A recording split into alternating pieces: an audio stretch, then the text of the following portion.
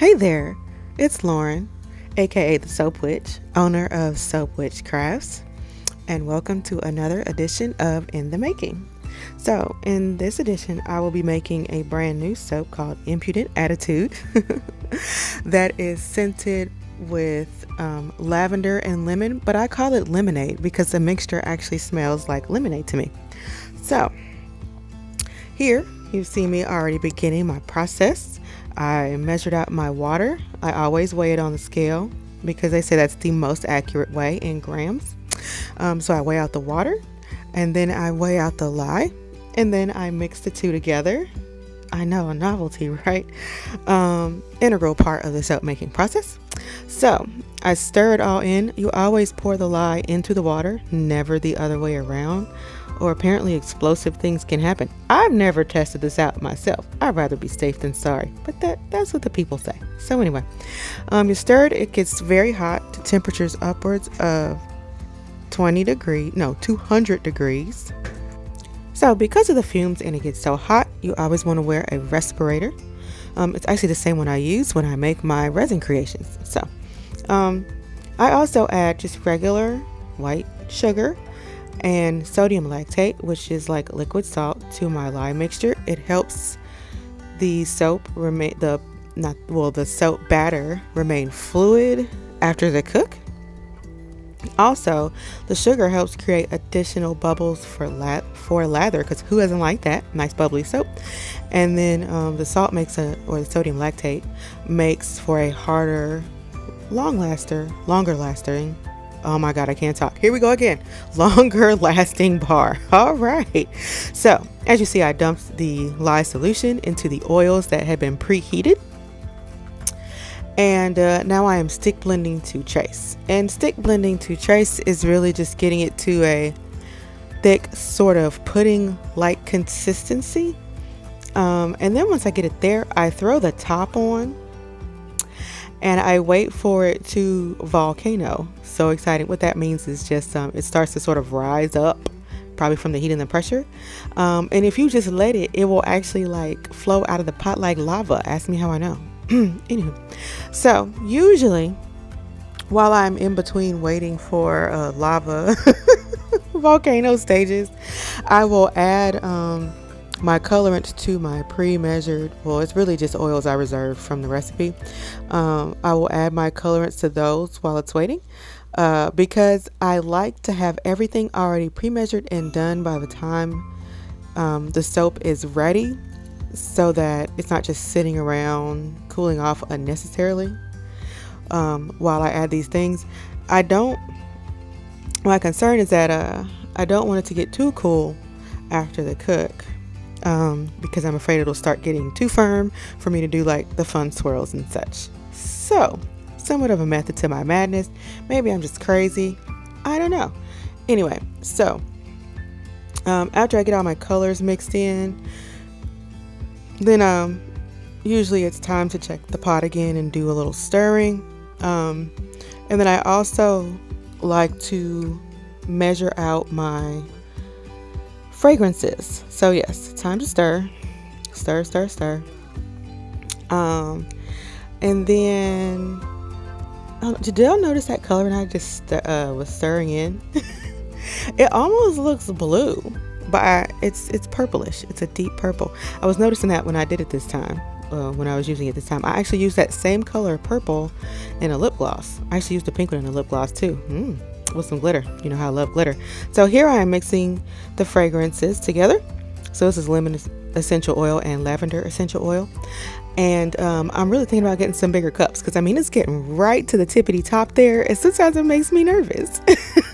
Anyway, so I like to go ahead and stir when I mix two fragrances together, because I just want them to be, combined, and make sure that the same, kind of mixture of fragrance is poured throughout. So here I'm just gonna stir it like my life depends on it, because why not? Because I was sort of tired of waiting, and I noticed that the more I stir, the faster it seems to get done.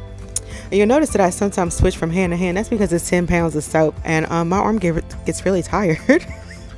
Anyway, so I stirred this until completion. And then I put the top on while I go get my Greek yogurt. And then I add, it's Greek full fat yogurt, no flavor or anything. It's just plain yogurt. Not very good for tasting, I might add, but it's great for soap. So I add that in and I let it sit for like 5-10 minutes. It helps to make the soup more. Did I just say soup? Holy cow, am I hungry? Like, it's past lunch. I've eaten.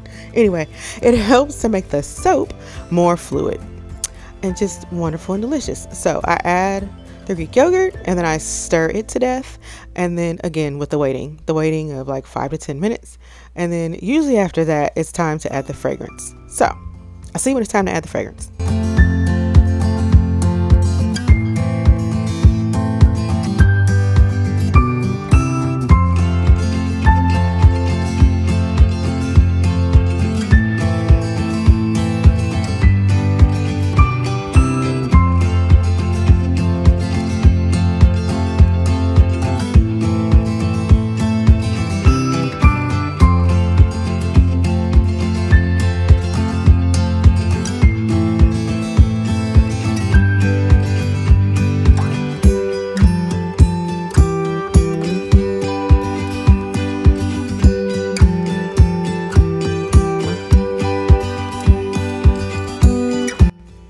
Yay, time for fragrance. So I like to wait until it's about 180 degrees to add my fragrance. And this has made a big difference in how the fragrance lasts in my soaps. It's actually why I started doing hot process as opposed to cold process, which I think I wear y'all's ear out about every time I do a video. But when you do cold process, you know, you get it to trace and then you add your fragrance, or I used to actually add it ahead of time. And then you put it in the mold at trace, and then it gets really hot in the mold, again, upwards of that 200 degrees. And often the fragrance doesn't make it past that. Well, a lot of fragrances don't. And so I can control when I put it in, when I do hot process, especially fluid hot process, and it can still be pretty. So I'm like best of both worlds. And so I wait till it's 180 degrees and I get it in there and I stir it real good. Yay. So here what I'm doing is I'm measuring out soap, fully cooked soap batter that's been fragranced to perfection, you know. And then I'm going to incorporate color into each individual section of batter. So the largest amount I wanted to be white, so that one's in a big huge tub and I dumped white in there. And then next I will do, you know, the rest of the colors just as they fall in line. I think I did equal amounts of these colors, maybe. The most was white. So I measure it out. I have it all on my piece of paper. My recipe, my concoction, if you will. And I have it all like pre-written out how much I need to put in each container to incorporate each amount, you know, each color to have a certain amount that I want. And ideally get the look that I want, but you know, that's hit or miss, you know. Whatever, as long as it's pretty and colorful, I try to be satisfied. So I'm going to finish measuring out, mixing in all the colorants, and then it'll be time to put it in the mold.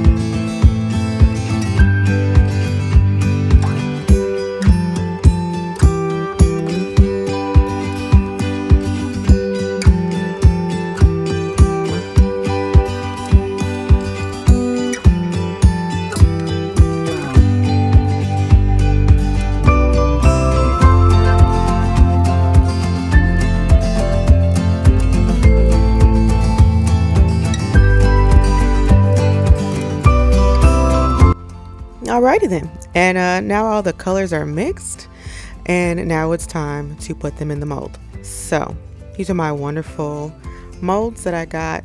I can't remember where I got them, sorry, but they're silicone molds that that have this like the metal support around them. I can't. All words are failing me right now. So sorry, but they're my favorite because I don't have to line them or any of that. So I started with the white, and I started putting in colors after that.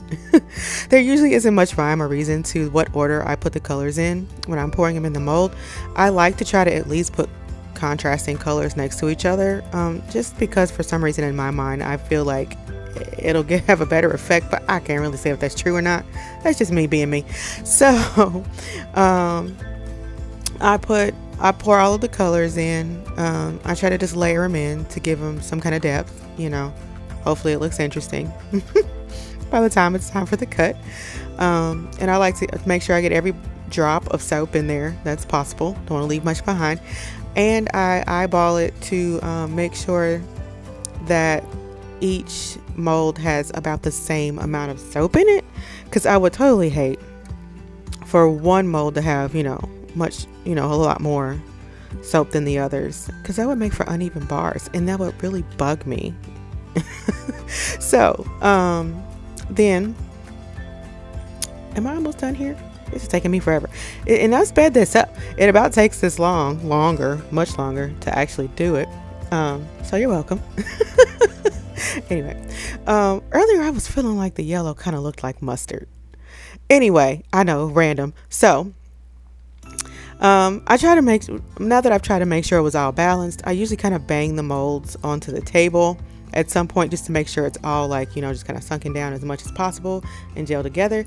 And then I take my little tool here and I swirl. So in this particular case, I felt like maybe I swirled a little too much, because I felt like on some of the bars the swirl sort of looked, I don't know, like muddled or something. Like it wasn't like the colors combined a little too much together. It wasn't, you know, like a clear separation of color. Anyway, you know, waste not, want not. You learn as you go.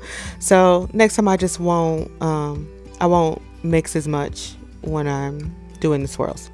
So anyway, now that I've gone through and swirled each loaf, now it is time. Usually I swirl the top, but it was like swirled enough. So I left it. And now it's time for the fairy dust, which maybe I might have went a smidge overboard on the fairy dust, but I mean, it's glitter. Come on, it's pretty. So anyway, with all that being said and done, it's time for it to go in the freezer. And then it usually stays in there for like 5 to 6 hours, or longer sometimes, depending on if I've done it at night and gone to sleep. And then I like to just wake up and let it thaw out. I used to cut it frozen, but I might have broken some cutters that way because maybe it was too cold, too frozen. But also I like to wait until it thaws out, because the colors are sort of muted. They almost look kind of like pastel when it's still frozen, and they're much more vibrant and bright if I cut it when it's thawed out. And so I get a better idea of what the actual soap is going to look like. So here I'm going to cut my 3 loaves of soap. And it's really easy to demold. Like you just saw, like I literally just flip it over, take off the little metal container, and I just kind of pull around the sides a little bit to loosen it up, and then I just turn it over, push against the bottom, and it usually just falls right out. And yeah, so no lining the mold, no fighting with it, none of that other stuff. It's just it's like 30 seconds or a minute. I love it. Like I have no complaints about this. I can't say I'll ever go back to other molds that I have to line and all that stuff. I mean, it's just pure laziness is what it is. I'll totally admit it. That's what it is. But you know, there you have it. So that's why I like these molds. So I'm gonna get all of my soap loaves out of there. And as you can see, like the fairy dust just kind of, some of it kind of ended up on the table there, which maybe I used this bit, you know, a smidge too much, but I mean, it's sparkly, it's pretty. Can you blame me? No. I mean, maybe you could, but don't, you know, try not to. So I have my little container that I usually set on the side where I can actually fit most of the soap in, so I don't have to make a whole bunch of runs back and forth to my little curing rack, because it's not actually right here in the vicinity of where I cut the soap. This is a bud cutter, by the way, if you're looking for one. He sells on Etsy. I don't know if he sells other places, but he also sells the molds where you can just, you know, one cut and done, you know, where there's a a wire for, you know, so you can cut all of the soap at once, but I like to do it this way because I'm difficult. So anyway, as I cut, I like to have like a baby wipe or a paper towel, and I cut a slice, and then before I cut the next slice, I wipe it down so that I won't have streaks going down the soap. It'll be like a clean cut. So anyway, there we have it. I'll leave you to the rest of the cut. I hope you enjoy, and I will see you next time.